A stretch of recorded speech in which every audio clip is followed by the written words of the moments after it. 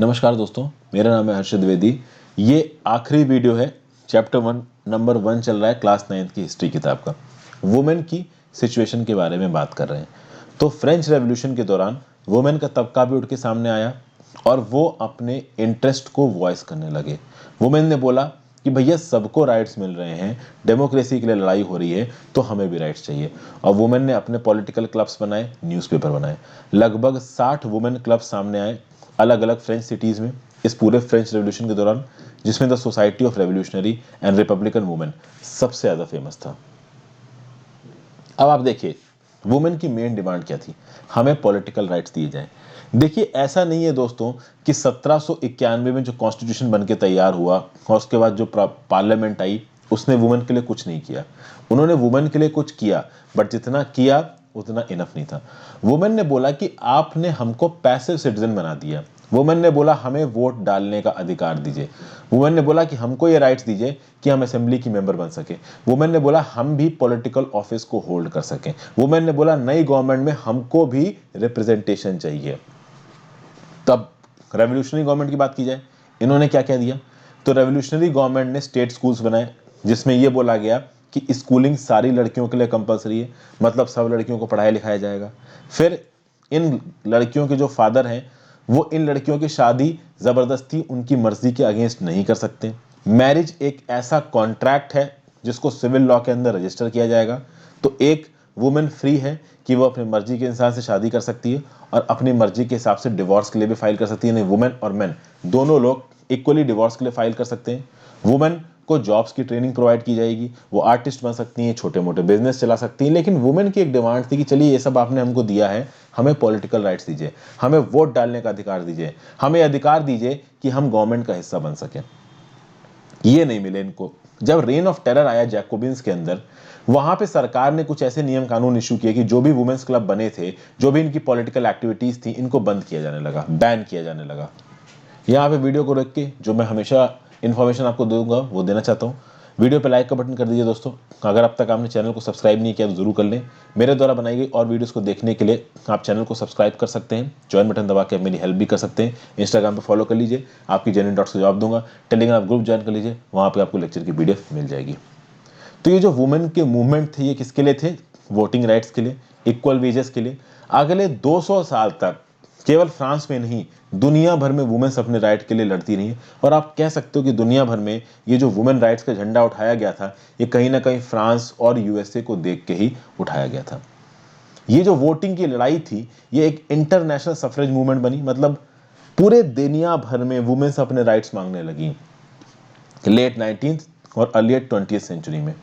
और आप देखेंगे कि फ्रेंच वुमेन ने जो पॉलिटिकल एक्टिविटीज करी रेवोल्यूशनरी ईयर्स के दौरान, रेवोल्यूशनरी ईयर्स मतलब आप कह सकते हो कि 1789 के बाद ये 91, 92, 95 तक का जो टाइम है ये रेवोल्यूशनरी ईयर्स आप बता सकते हो। फाइनली 1946 में यानी 1790 को अगर बेस लिया जाए तो 156 साल बाद वुमेन को फ्रांस में वोट डालने का अधिकार मिला। यानी कितनी लंबी जर्नी थी इन वुमेन्स के लिए, बहुत लंबी जर्नी, आसानी से नहीं मिला इनको। यहाँ पे एक रेवोल्यूशनरी वुमेन की बात करते हैं। बहुत सारी वुमेन्स जो कि यहाँ पे रेवोल्यूशन में इन्वॉल्व थी उनको एग्जीक्यूट भी किया गया। इनका नाम है ओलंपी डी गाउस। 1748 से 1793 की टाइम पीरियड में एक्टिव थी। One of the politically active, most politically active women आप कह सकते हो रेवोल्यूशनरी फ्रांस में। इन्होंने कॉन्स्टिट्यूशन के अगेंस्ट बोला, declaration of rights of man और सिटीजन के अगेंस्ट बोला। क्यों अगेंस्ट बोला? क्योंकि इसमें वुमेन के लिए कुछ नहीं किया गया है। इन्होंने बोला कि जो बेसिक राइट्स आप सबको प्रोवाइड कर रहे हैं वो आप वुमेन को भी प्रोवाइड करिए। और जब universal declaration of rights of man और सिटीजन पे वो राइट नहीं मिले तो 1791 में ओलंपी डी गाउस ने लिखा declaration of the rights of women and citizen, जिसको इन्होंने क्वीन को एड्रेस किया और नेशनल असेंबली के मेंबर्स को एड्रेस किया। 1793 में इन्होंने जैकोबिन गवर्नमेंट को भी क्रिटिसाइज किया क्योंकि वो वुमेन क्लब्स को बंद कर रही थी। फाइनली नेशनल कन्वेंशन ने इनको ऊपर इल्जाम लगाए, कन्विक्ट किया गया। इनको धोखाधड़ी, ट्रीजन यानी देशद्रोह से चार्ज किया गया और फाइनली इनको एग्जीक्यूट कर दिया गया। मतलब ये वुमेन एग्जीक्यूट कर दी गई क्योंकि ये अपने राइट्स को मांग रही थी। तो दकियानूसी ख्यालात केवल इंडिया में नहीं है दोस्तों। दकियानूसी ख्यालात ये जो आज की डेट में जो सो कॉल्ड बहुत एडवांस कंट्रीज हैं यूरोप जैसी, यहाँ पे भी एक समय पे थे। जो बेसिक राइट्स ओलंपे डी गाउस के डिक्लेरेशन में थे वो क्या थे? ओलंपे डी गाउस का डिक्लेरेशन का नाम क्या था? Declaration on the rights of women and citizens. इस डेक्लेरेशन में क्या था कि वुमेन जो जन्मी है शी इज फ्री और उसके पास मैन के बराबर राइट्स हैं। The goal of all political association क्या है कि भैया नेचुरल राइट्स ऑफ वुमेन और मैन को बचाया जाएगा। ये राइट्स हैं लिबर्टी, प्रॉपर्टी, सिक्योरिटी और ऑपरेशन के अगेंस्ट अपनी आवाज उठाना, रेजिस्टेंस करना। ओके, मैन और वुमेन मिलकर जो नेशन बनाते हैं वो नेशन उसकी सोवरेनिटी है।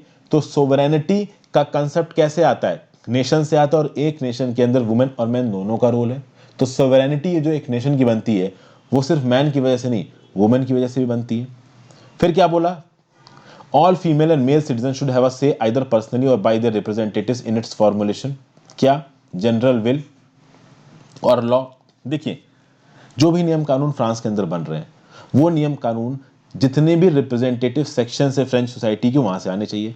तो मेन जितने इंपॉर्टेंट है, वुमेन के जो आइडियाज हैं वो भी उतने इंपॉर्टेंट है। तो पब्लिक एम्प्लॉयमेंट में वुमेन को उतनी नौकरी मिलनी चाहिए। जितने भी ऑनर्स दिए जाते हैं मेल और फीमेल को उनकी एबिलिटी के हिसाब से दिए जाने चाहिए। ऑब्वियस सी बात है, यहाँ पे टैलेंट जरूरी है। आप सिर्फ जेंडर के हिसाब से इनाम नहीं दे सकते हो, टैलेंट जरूरी है, लेकिन जो वुमेन टैलेंटेड हो उसको भी इनाम मिलना चाहिए। और उस समय पे वुमेन के अंदर टैलेंट हो चाहे ना हो उसको कंसीडरेशन मिलता नहीं था। यहाँ पे आप देख सकते हैं उस समय की फ्रांस की सोसाइटी में कैसे एक रस्सी यहाँ पे है और इतनी भीड़ में वुमेन लाइन लगा के खड़ी है, जो कि एक बेकरी पे ब्रेड बिक रहा है, जो कि फ्रांस की स्टेपल डाइट है। वुमेन के अगेंस्ट जो जैकोबिन्स का व्यू पॉइंट था ना, बहुत गंदा था। जैकोबिन के पॉलिटिशियन है शॉमेट, इन्होंने क्या बोला? जब वुमेन क्लब बंद हुए तो शॉमेट क्या बोलते हैं कि क्या भाई नेचर ने डोमेस्टिक ड्यूटी का काम मेन को दिया है? तो इनका ये कहना है कि मेन का काम डोमेस्टिक ड्यूटी का नहीं, वुमेन का नहीं है। फिर ये जो ब्रेस्ट दी है वुमेन को, तो क्या मेन बेबीज को फीड करेंगे? ऑब्वियसली तो वुमेन फीड करेंगी। तो हंटिंग, एग्रीकल्चर, पॉलिटिकल ड्यूटीज, ये सब काम मेन के हैं। ये कौन कह रहे हैं? Jacobin politician Chaumette. और साथ साथ ये कह रहे हैं कि वुमेन का काम है आप घर संभालिए, मदरहुड की ड्यूटीज करिए, अपने टास्क करिए। तो कुल मिला के बात ये है कि ये जो चीज़ें इंडिया में करी जा रही थी इंडिपेंडेंस के समय में, कुछ कुछ हद तक आज तक करी जाती हैं, वो एक समय पे फ्रांस में भी करी जाती थी। अब बात करते हैं abolition of slavery. Slavery France में कब अबॉलिश हुई, कैसे अबॉलिश हुई? पहले अबॉलिश हुई, फिर से लेके आए नेपोलियन, फिर जाके फाइनली 1848 में अबॉलिश हो गई। देखिए, जो जैकोबिन रिजाइम था बड़ा टेररिस्टिक, बड़ा क्रूअल रिजाइम था, लेकिन इसका एक बहुत बड़ा सोशल रिफॉर्म था कि इसने स्लेवरी को अबॉलिश कर दिया फ्रेंच कॉलोनीज में। कैरेबियन में फ्रेंच की कॉलोनीज थी मार्टिनिक, गुआडेलोप, सेंट डोमिंगो। ये जो 3 कॉलोनीज है ना, मार्टिनिक, डोमिनिगो और गुआदेलोप, मार्टिनिक, गोदेलोप और सेंट डोमिनिगो, ये तीनों यहाँ पे नजर आ रही है। बारबाडोस के आसपास है तीनों की तीनों। ये ऊपर जो डोमिनिका दिख रहा है इसके आसपास है तीनों की तीनों। तो ये तीनों एक समय पे फ्रेंच कॉलोनीज थी। इन फ्रेंच कॉलोनीज में उगाया जाता था टोबैको, इंडिको, शुगर, कॉफी। ऑब्वियस ही बात है, प्लांटेशन एग्रीकल्चर है। लेकिन अभी प्लांटेशन में काम करने के लिए यूरोपियंस तैयार थे नहीं, क्योंकि प्लांटेशन में काम करने में लगती है मेहनत, और यूरोपियंस को चल पड़ गई थी मजे की आदत। यूरोपियंस ने सोचा कि ये लेबर का काम इन प्लांटेशन पे कौन करेगा, और इसके लिए चालू हुआ स्लेव ट्रेड। ये स्लेव ट्रेड चालू हो रहा था यूरोप, अफ्रीका और अमेरिका। 3 लोग इन्वॉल्व थे इस स्लेव ट्रेड में। तो अफ्रीका का जो स्लेव कोस्ट है, जो वेस्टर्न कोस्ट है, वहां से स्लेव्स को उठाया जाता था, और वो स्लेव्स कहां पहुंचाए जाते थे? कैरेबियन में पहुंचाए जाते थे, नॉर्थ अमेरिका में पहुंचाए जाते थे। तो नॉर्थ अमेरिका में जो स्लेव ट्रेड था वो अफ्रीका से आते थे।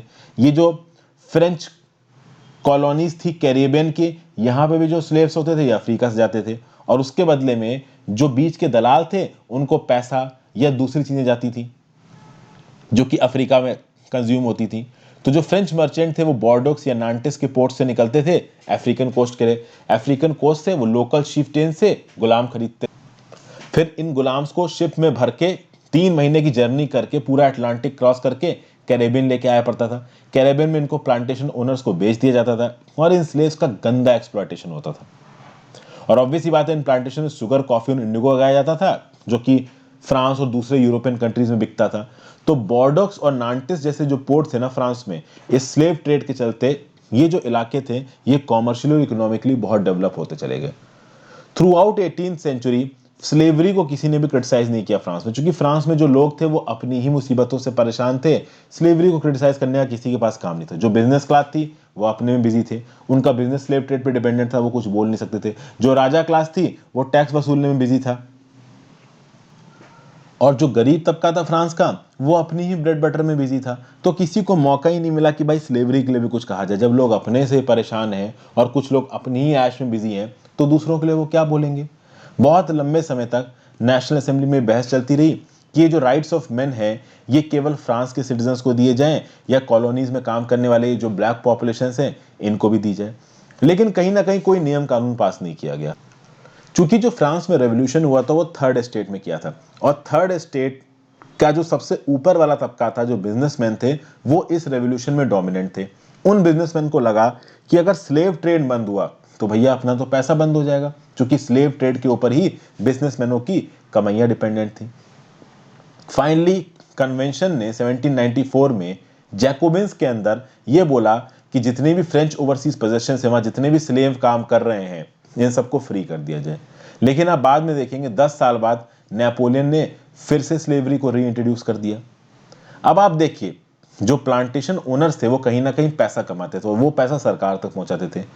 तो सरकार तक जब पैसा पहुंचाते थे प्लांटेशन ओनर्स, ये plantation owner as their right जो ब्लैक लोग थे उनको एक्सप्लॉइट करते थे। तो जो अफ्रीकन नीग्रोस थे, नीग्रोस एक इनअप्रोप्रिएट टर्म है, जो ब्लैक पीपल होते हैं अफ्रीका के, इनको नीग्रो बोला जाता है। South of the Sahara region में पाए जाते हैं। This is basically a derogatory comment. ये गलत, एक डिसरिस्पेक्टफुल कमेंट है ये। अब इसको ज्यादा इस्तेमाल नहीं किया जाता, हालांकि अनऑफिशियली लोग इसको अभी भी इस्तेमाल करते हैं। इमेंसिपेशन का मतलब क्या होता है? Act for free. तो भैया प्लांटेशन ओनर को लगा कि अब जितना चाहो नीग्रो को एक्सप्लॉइट करो, पैसा तो हम टैक्स के तौर पे सरकार को भेज ही रहे हैं। फाइनली 1848 में स्लेवरी को किसी तरह फ्रांस में बैन किया गया। अब बात करते हैं the revolution in everyday life की। क्या पॉलिटिक्स लोगों द्वारा पहने हुए कपड़ों को, लोगों द्वारा बोली गई भाषा को, लोगों द्वारा पढ़ी गई बुक्स को बदल सकता है? ऑब्वियस सी बात है, बहुत कम ही बदल पाएगा। 1789 में जब फ्रांस में रेवोल्यूशन हुआ, उसके बाद मेन, वुमेन और चिल्ड्रन की लाइफ्स बदल गई। आइडियाज ऑफ लिबर्टी और इक्वलिटी के बारे में उनको पता चला। बास्टिले की जब स्टॉर्मिंग हुई थी, और बास्टिले की स्टॉर्मिंग क्यों हुई थी वो मैंने शुरुआती वीडियोस में बताया जब मैंने इस चैप्टर को शुरू किया था, समर ऑफ 1789 में। उसके बाद जब बास्टिले की स्टॉर्मिंग के बाद जो नई सरकार बनी, उस नई सरकार ने सेंसरशिप को एबॉलिश कर दिया। पहले क्या क्या होता था कि भाई कुछ भी लिखा पढ़ा जाए, सारा रिटन मटेरियल, सारी कल्चरल एक्टिविटीज, चाहे वो कोई बुक्स हो, चाहे न्यूज़पेपर्स हो, चाहे कोई ड्रामा हो, उनको तभी पब्लिश किया जाएगा जब गवर्नमेंट अथॉरिटीज उस चीज को वेट कर लेंगे। किंग के द्वारा अपॉइंट किए गए सेंसर्स जब किसी चीज को वेट करके बोल देंगे कि हाँ भाई इसमें किंग के अगेंस्ट कुछ भी नहीं बोला जा रहा है, तो इस चीज को पब्लिश किया जाएगा।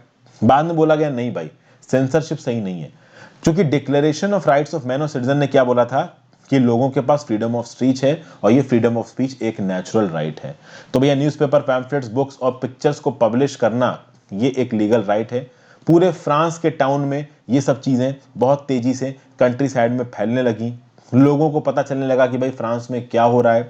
फ्रीडम ऑफ प्रेस सामने आया, और फ्रीडम ऑफ प्रेस के चलते और प्लेज, सॉन्ग्स और फेस्टिव प्रोसेशंस को लार्ज नंबर्स में ज्वाइन किया लोगों ने। तो लोगों के अंदर भी जो फ्रेंच रेवोल्यूशन के आइडियाज थे ना, बहुत तेजी से गुजरे। Ideas of liberty, justice, equality, ये सब लोगों के दिमाग में आए। बहुत सारे पॉलिटिकल फिलोसफर्स उभर के आए जिन्होंने अपनी अपनी राय देनी शुरू की।